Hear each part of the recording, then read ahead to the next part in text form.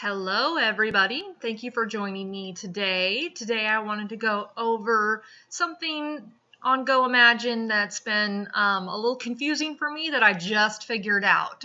This is Randy with We Crafty Creations, and here is the old school Goimagine dashboard. This is goimagine.com/vendor.php. This is the dashboard, and these are the tools that I used to set up my account originally.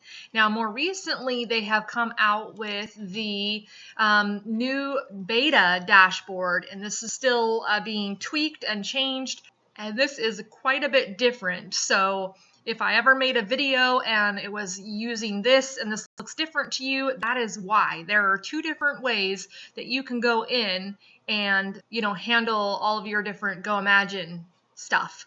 I just made a video that may release before or after this video where the manage subscription button was up here under my name, and here it is right down here. So it really depends on which one you use. Which one's better? That's kind of a hard question. This one is the original. Everything's in here that you need. This one right here, the new beta dashboard, is sleek, it's faster, it's easier to use, but it is missing some things. And I got really confused when I was in here because I was trying to make some changes and make a video basically on how to change to make these colors show up here, for example.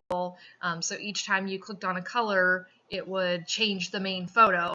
Maybe it doesn't actually do that fully. Well, we're going to play with it a little bit, but there are certain features that just are not available in this new app. And one of these for the new beta dashboard, one of these, when you go into your product catalog, and you go to edit one of your listings, one of the benefits to this is that the keywords section is better. So got all this here.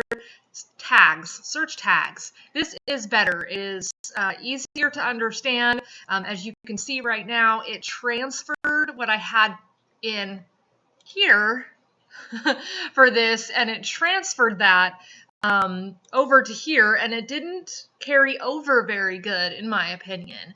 I need to play around with tags more, but it put all these one-word tags in here, and if you've been selling online for a long time, you know that usually a one-word tag is not that great. There's not going to be people on Goimagine who are going to search kitchen. They're going to search, kitchen decor, Christmas kitchen decor. They're going to search a multi-word search term. That makes this easier because I know what it's doing here. But then when I go into this one, I have a lot of fall leaf items, and I go into edit this one, so I get sometimes I can't tell which one's which right away. And then I go down to the search keywords. This is what it looks like in here. Just a big paragraph. You put the word, comma, and so on. And this tells us each product has a limit of 30 keywords.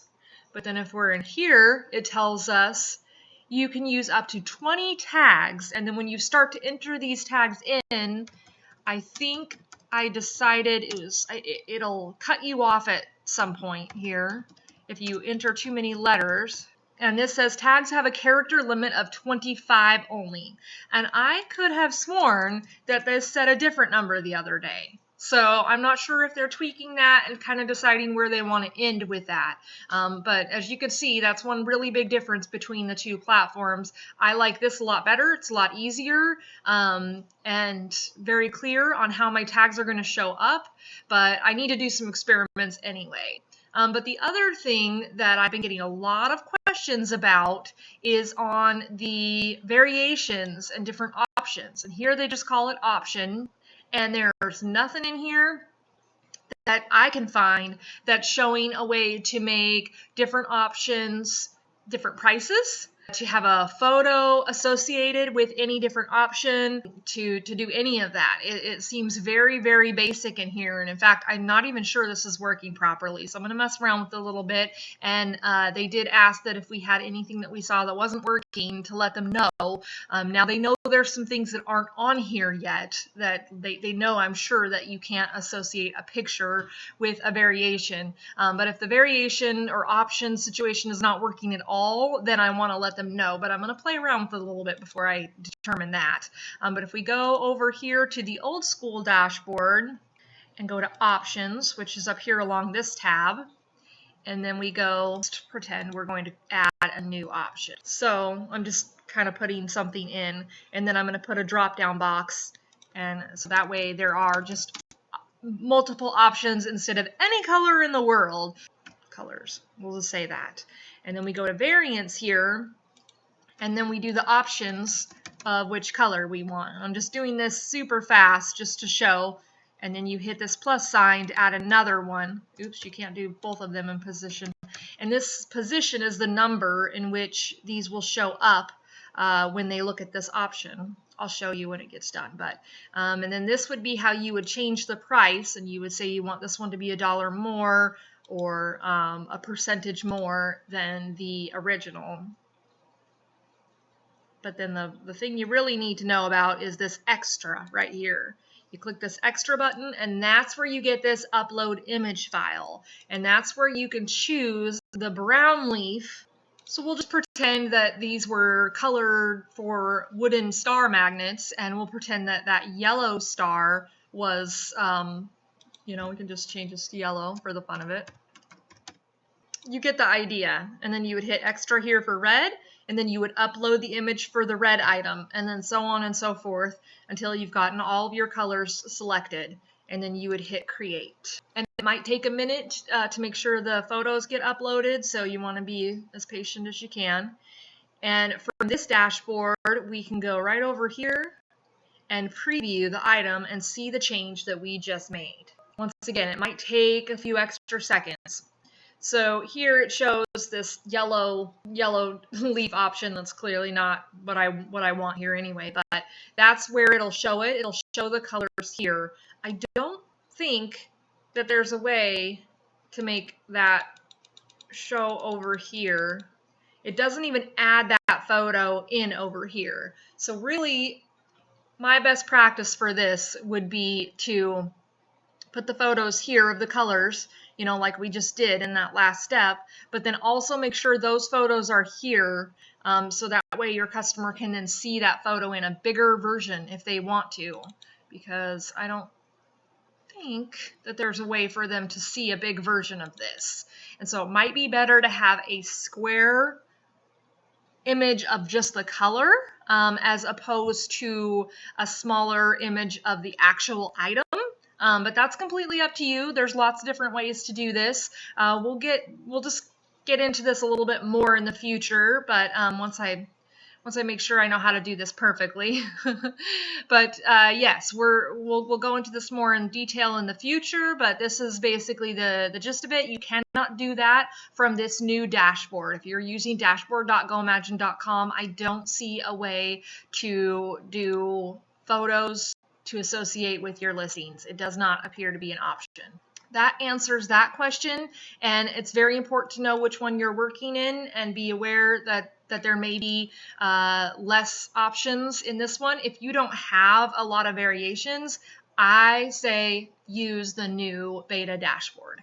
Otherwise, it looks like it's working pretty well. Just pack your patience. Know something could go wrong if you're spending hours and hours on this and you don't save it. It might not save, something might happen. But in general, this is going to be faster for you to create the listing, and it's going to give you a lot less of this extra kind of, I don't want to say junk, but in the old school one, there's just so much information here. People don't know what to do with some of this information. It kind of makes them worried.